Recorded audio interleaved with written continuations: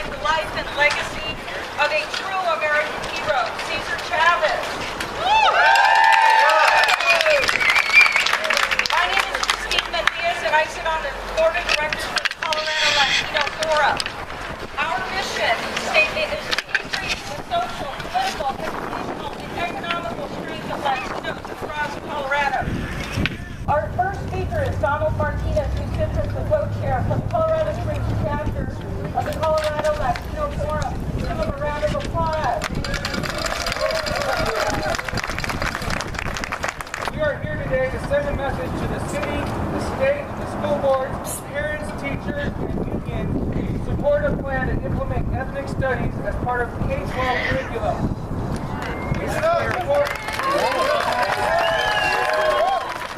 How great 2014, we're still marching and celebrating Cesar Chavez. Cesar Chavez is with us. He's with us on that picture over there. He's with us in the diner. He's here in his button.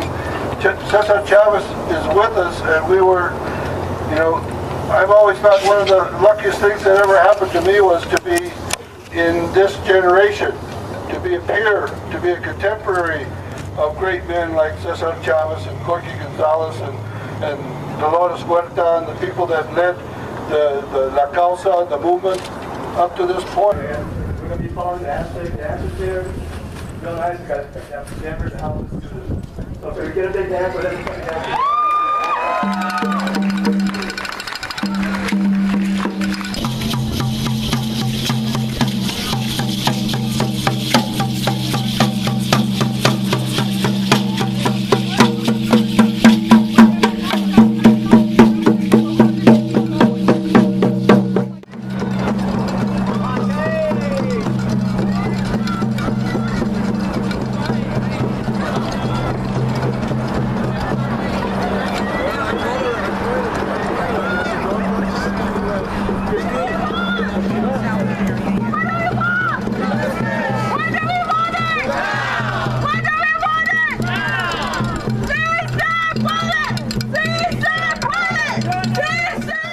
Today, thousands of farm workers live under savage conditions, beneath trees, and amid garbage and human excrement near tomato fields in San Diego County.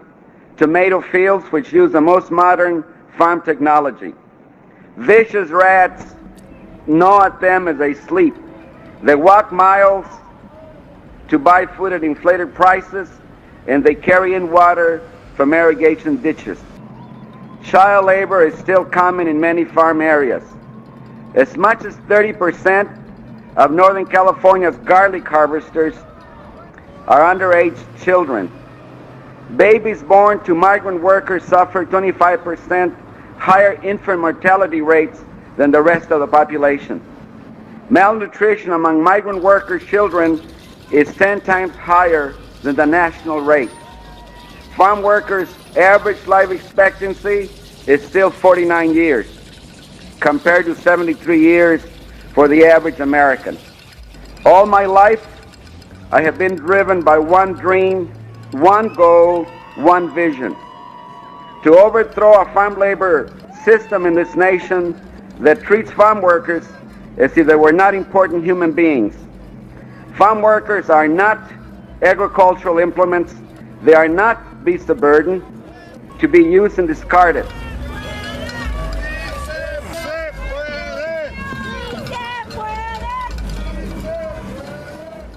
More of us had to become citizens. We had to register to vote, and people like me had to develop the skills it would take to organize, to educate, to help empower the Chicano people.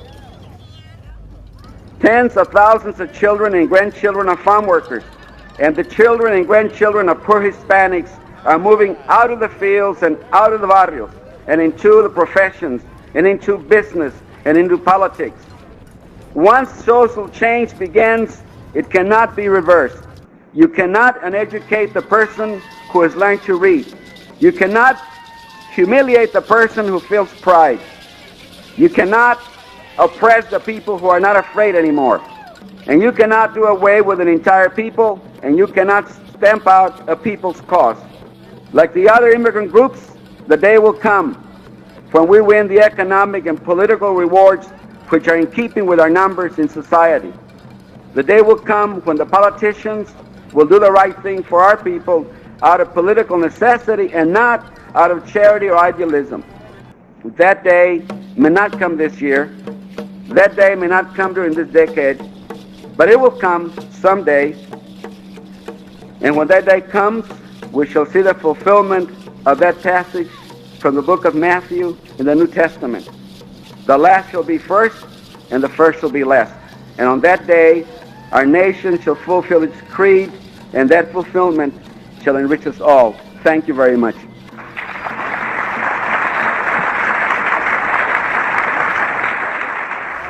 Five-year-old fist up in the air, point that place. I didn't understand what that meant at the time.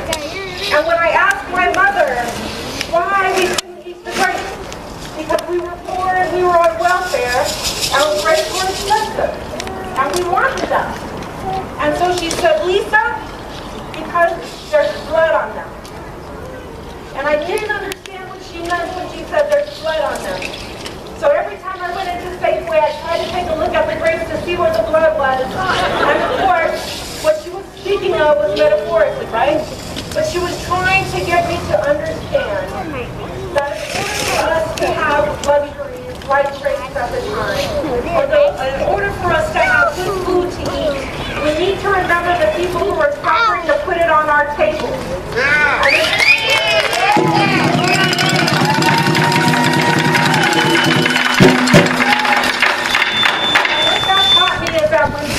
Suffering anywhere, regardless if they are my color, my community. If people are suffering, we need to stand in community with them.